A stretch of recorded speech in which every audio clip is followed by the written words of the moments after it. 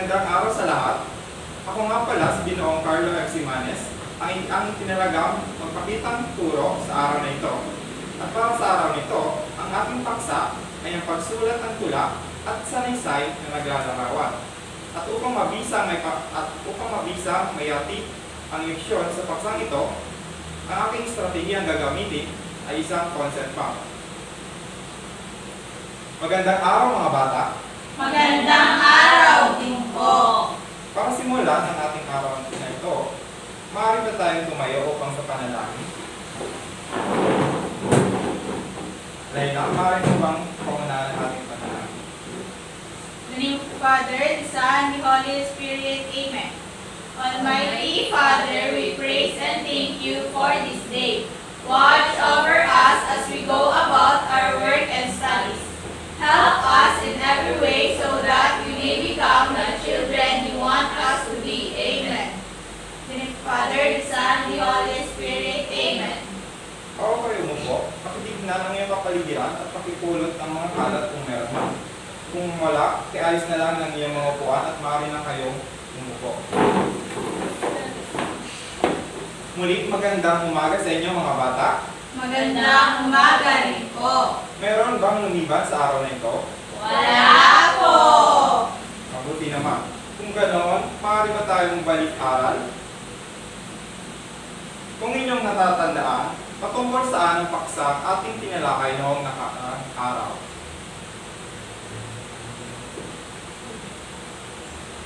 Sige po, Layla. Tungkol po sa tula. Tula. Saan pa po? Ansel. Tungkol po sa sanaysay. Galing. Ang ating pinag-aaralan noong nakaraang araw ay tungkol sa tula at sanaysay. Sino ang nakakaalala ng definisyon ng tula at sanaysay? Sige po, Hani. Ang tula o panulaan ay isang uri ng panitika na naglalayong ipahayag ang kaisipan, damdamin, karanasan at imahinasyon ng may akda sa pamamagitan ng mga salita na maingat na pinili at inayos. Galing. Maraming salamat sa iyo, Hani. Ano naman po ang sanaysay? Sige po, Giselle.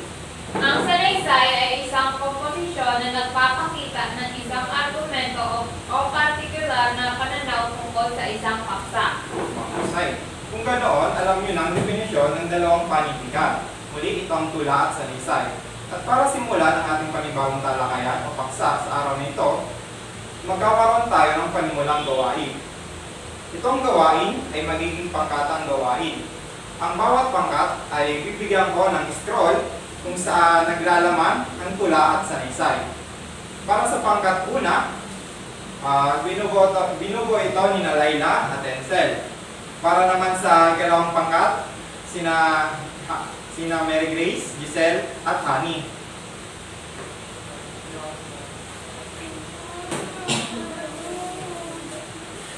Maaari niyo po ang buksan ang scroll.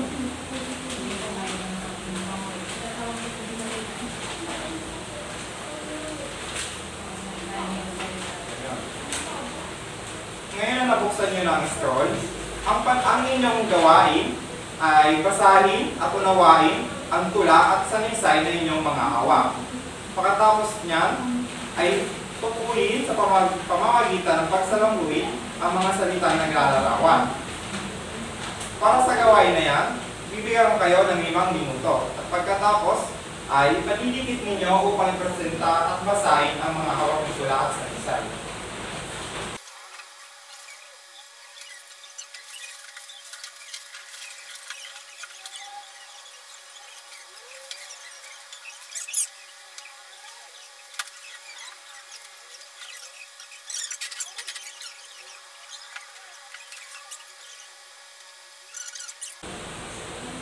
Para simulang presentasyon, Ansel, pakilahad na po ng iyong gawain. Para sa unang pangkat, pangangalaga sa panahon ng pandemya. Katapos na ang taong 2019 nang lumabas ang balita na bumadako sa buong bansa ang paglaganap ng nakamamatay na virus na tinatawag na COVID-19. Nagsimula ang virus sa bansang China hanggang sa lumaganap na sa buong mundo. Kaya kailangan ang gustong pangangalaga at pag-iingat sa sarili upang hindi mawaan ng nakakahawang sakit na ito. Narito ang mga tagumpili na dapat tandaan at sundin upang pangalagaan ang sarili. Gumamit ng malinis na mask o pantakip sa mukha bilang pangangalaga sa talsik ng laway o paglahap ng virus. Lagi maghugas ng kamay gamit ang sabon at tubig o kaya ipagamit ng alcohol. Iwasan ang mga matataong lugar at laging panatilihin ng 1 metrong distansya, kumain ng masustansyang pagkain, uminom ng vitamina at laging mag-ehersisyo. Maaari mo bang tukuyin ang mga salitang naglalarawan na ginamit sa sanaysay? Ito ay nakakamatay, nakakahawa, malinis, natatao, masustansya. Maraming salamat, Edsel. Bigyan natin ng malakas na palakpak ang inyong pag-aaral. Sunod naman, Para sa pangalawang pangkat, ang pandemya ni Agnes G. Belmonte. Sino mag-aakala na darating ang nakakahawang pandemya? Binulabog ang lahat ng tao sa buong bansa. Maunlad na bansang China raw ito nagmula. Kay bilis na kumalat, marami ang nakawa. Lahat ay hindi nakapaghanda.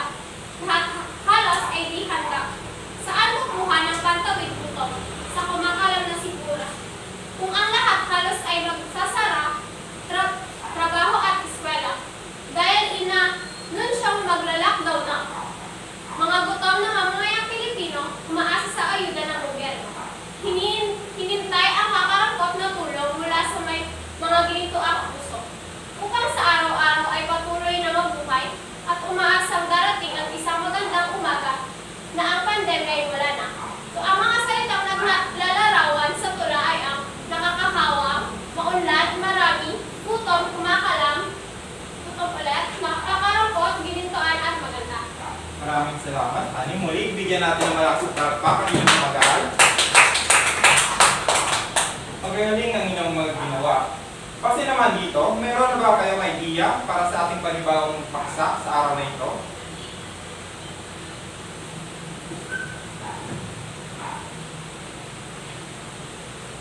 Kung wala, hayaan niyo ako ilahad sa inyo ang ating panibagong paksa sa araw na ito.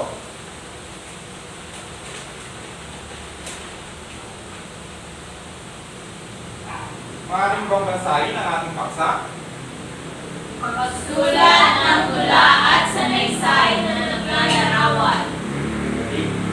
Ngayong araw na ito, ang ating paksa ay pagsulat ng tula at sanaysay na naglalarawan. Gamit ang concept map na ito, ating uusasain at aalamin ang mga salitang nagpapaganda at ginagamit upang maging malinaw, malinis, makulay ang mga sinusulat nating tula at sanaysay. Para simulan ang talakayan, maaari niyo bang basahin ang definisyon ng panguri? Sige po, Laila. Panguri, salitang naglalarawan sa pangalan o panghalip. Maraming salamat, Laila. Muli, ang panguri ay salitang naglalarawan sa pangalan o panghalip.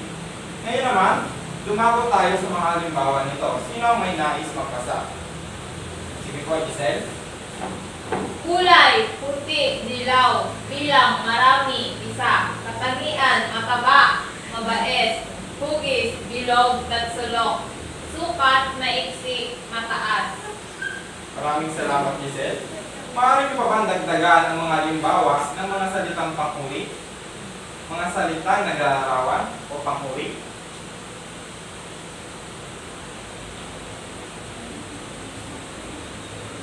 Sa kulay, maaari niyo bang ilarawan o magbigay ng iba pang kulay?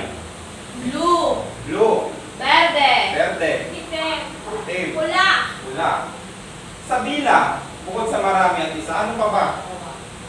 anim, Anim, dalawa, dalawa, pito, pito, tatlo, walo, walo. Sa katangian naman, bukod sa mataba at pabait, ano pa ba? maganda, Maganda, sexy, pangit, sexy, maasim, maasim. Paano naman sa hugis, bukod sa bilog at tatsulok? parisukat, Parisukat, oblong, payapa, oblong. oblong,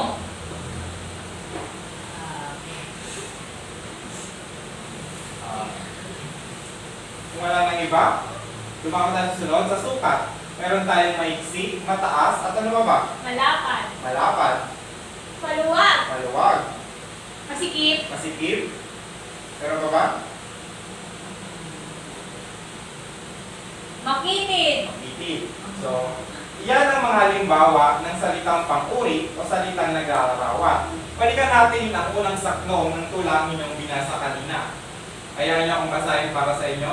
Ang pandemya ni Agnes G. Belmonte. Sinong mag-aakala na darating ang nakakahawang pandemya? Binulabo ang lahat ng tao sa buong bansa. Sa mga unlad na bansang China, pero ito nagmula. Kay bilis na kumalat, marami ang nahawa. Kung napapansin nyo, ang mga salitang may guhit ay nakakahawa, maunlad, at marami. Sa salitang nakakahawa, ano nga ba ang inilalarawan nito? Pandemya. Pandemya. Paano naman sa salitang maunlad? Bansang China. Bansang China. Sa marami. Marami ang nahawa. Nahawa. Magaling. Dito naman tayo dumako sa sanaysay. Ating basahin ang unang talata o unang parte ng sanaysay. Patapos na ang taong 2019, nang lumabas ang balita na bumulabo sa buong bansa. Ang paglaganap na nakamamatay na virus na tinatawag na COVID-19. Nagsimula ang virus sa bansang China hanggang sa lumaganap na sa buong mundo. Ano ang inilalarawan ng salitang nakakamatay? COVID-19. COVID-19 o ang virus? Virus. Magaling mga bata. Ngayon naman, sino ang maaaring magbasa ng kahalagahan ng paggamit ng mga salitang nag-aarawan o pang-uwi sa pagsusulat ng tula at sanaysay? Sige po, Giselle. Kahalagahan. Nakakatulong upang maging kasabik-sabik sa magbabasa ang ating tula o sanaysay. Nagagawa nitong maging malinaw, makulay at higit na maunawaan ng ating isinulat. Okay. Ngayon, ang kahalagahan ng panguri, ito ay nakakatulong upang maging kasabik-sabik. Ang tula o sanaysay na ating ginagawa. Nagagawa nitong maging malinaw, makulay, at higit na maunawaan ng mga mambabasa. Naintindihan niyo ba ang ating talakayan sa araw na ito? Opo!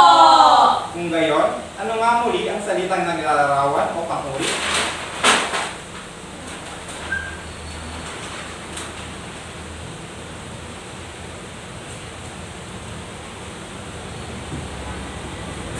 Sige po, Ani.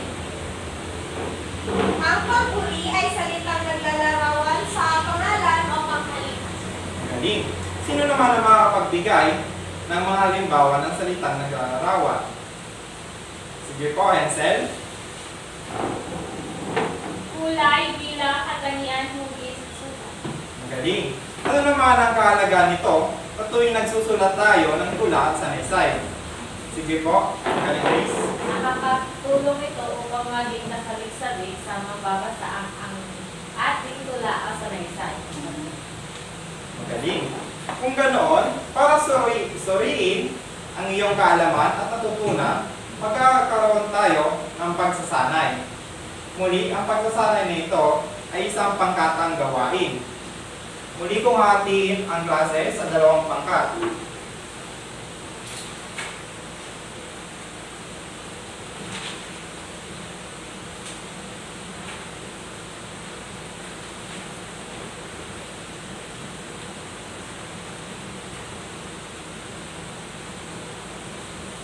Muli ang pangkat, una ay sina Laila at Ansel. Ikalawa naman, sina Giselle, Annie at Mary Grace. Sa unang pangkat, kailangan nyong magsulat ng isang tula na kung maaari ay buuin nito ng 1 hanggang 3 sakno. Ang inyong paksa ay ang aking kaibigan. Sa ikalawang pangkat naman, kailangan nyong gumawa ng sanaysay kung saan ang inyong paksa ay ang aking pamilya. Para sa gawain ito, narito ang rubrics upang may kasatuparan ng malinis at mahusay ang gawain.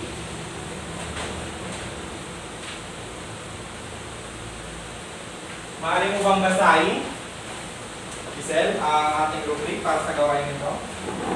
Nilalaman, 15 puntos. Estilo ng pagsulat, 15 puntos. Presentasyon, 10 puntos. Kabuuan, 30 na puntos. Lahat. Maraming salamat, Giselle. Ngayon naman, bibigyan ko kayo ng sulatan para sa inyong sanaysay ng tula. Para sa gawain na yan, bibigyan kayo ng 10 minuto upang tapusin. Pagkatapos ay inyong babasahin at tukuyin ang mga salitang naglalarawan na nakapaloob sa tula at sanaysay.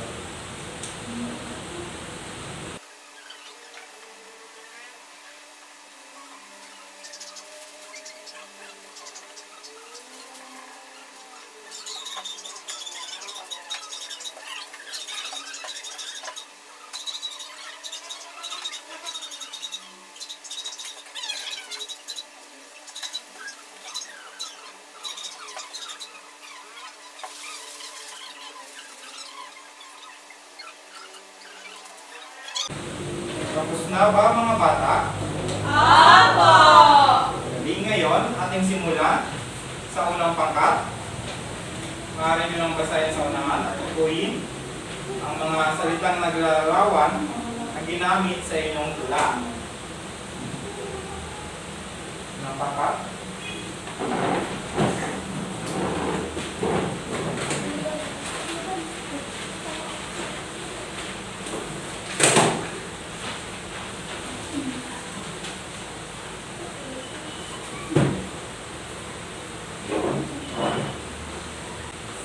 Ang aking kaibigan. Ang aking kaibigan ay laging maasahan. Nariyan siya tuwing kailangan. Lagi siyang masaya at aktibo sa tuwing kami magkasama.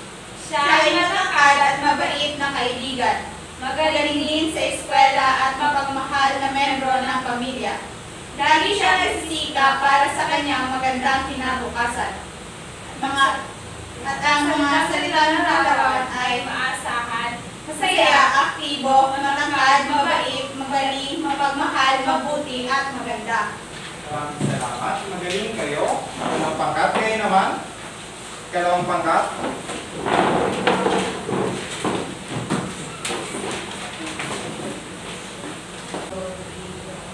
ito ang ginawa ng pangalawang pangkat. Ang aking pamilya. Tahimik at masaya ang aking pamilya. Sa simpleng salo-salo kami ay masaya. Mahal namin ang bawat isa, kahit hindi laging magkakasama. Bawat miyembro ng pamilya ay may kanya-kanyang linya, upang kinabukasan naming lahat ay maganda. Sina nanay at tatay ay laging nakasuporta. Malalim na edukasyon ang kanilang pamana. Kaming magkakapatid ay nagsisikap upang matupad aming mga pangarap. Buhay ay masalimuot at mahirap, ngunit kami lumaban ng pantay at tapat. Ang mga salitang naglalarawan ay tahimik, masaya, simple, mahal, maganda, malalim, nagsisikap, masalimuot, mahirap, pantay at tapat. Yan lamang po. Maraming salamat. Ikalawang pangkat. Ating bigyan ng malakas na palakpak ang bawat isa. Ang inyong mga gawa ay karapat dapat na bigyan ng perpektong grado. Dahil dyan, bawat sa inyo, bawat grupo ay makaka-receive ng perpektong 30 puntos. Okay, palakpakan natin ang bawat isa. Para naman sa individual na evaluation, pakikuha o kumuha ng isang malinis na papel.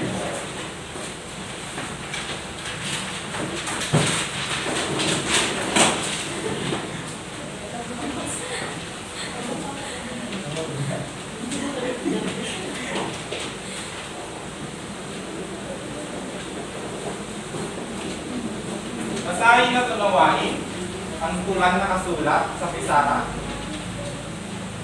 Tukuyin ang mga salitang naglalarawan. Para naman sa gawain ikalawa, gawa ng tula o sanaysay na naglalarawan ang binigay na paksa sa ibaba. Ako at isulat ang inyong pangalan. Meron lamang kayo 10 minuto upang tapusin ito.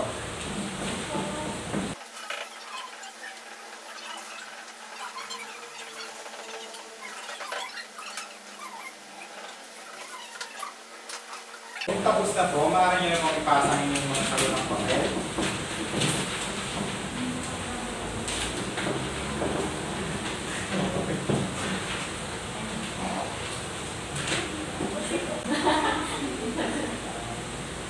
Muli, para sa huling hakbang ng ating talakayan sa araw na ito, narito ang inyong takdang aralin. Sino ang maaaring magbasa ng panuto? Sige po, Nani. Basahin ang tula. Una ng angkop na salitang naglalarawan ang patlang upang mabuo ang kaisipan. Maraming salamat. So, ito ang tula, basahin at unawain at tukuyin ang mga salitang naglalarawan. Gawin ito sa inyong kwaderno at ating isasahin o i-check sa susunod na araw. Yun lamang at sana'y may natutunan kayong kaalaman sa araw na ito. Maraming salamat.